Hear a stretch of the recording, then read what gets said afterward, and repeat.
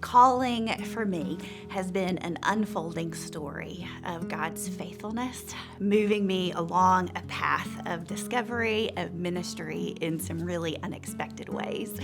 The very first time I attended church, I was 10 days old.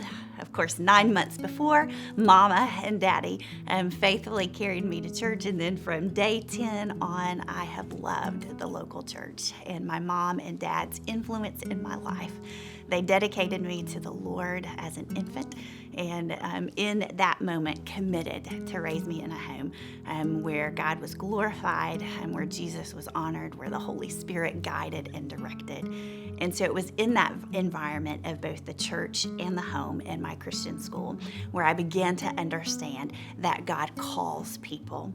He calls women and men to salvation, and then He calls us, all of us, to minister in some way. And then as that call of what it means to follow Christ began to unfold in my life, I understood that there was this very particular call to vocational ministry. When I was in the second grade, somebody asked me what I wanted to be when I grew up, and I told them that I wanted to be a foreign missionary.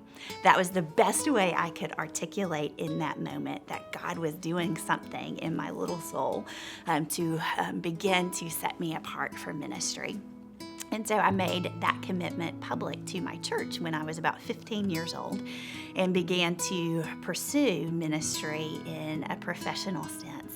Through my time at Stanford University, I was able to serve in the Philippines. I spent some time in Mongolia, both with the International Mission Board and college, doing ministry, learning how to teach children. That's what I studied at Stanford. And then when I graduated, my husband and I went to Okinawa, Japan, and we were missionaries. We both taught school at Okinawa Christian School. And in that interesting space, the Lord called me again from international missions back to the local church in America. And that really surprised me. But when I look at my life experiences, when I look at the spiritual gifts that the Lord has given me, when I look at my passions, it is a perfect fit for the local church here in the United States and helping other folks, children and adults, identify God's calling in their lives. And so my encouragement to folks who are thinking about pursuing a call to ministry is looking at the totality of your life, whether you are a child or a college student, or maybe you have already had a career for several years.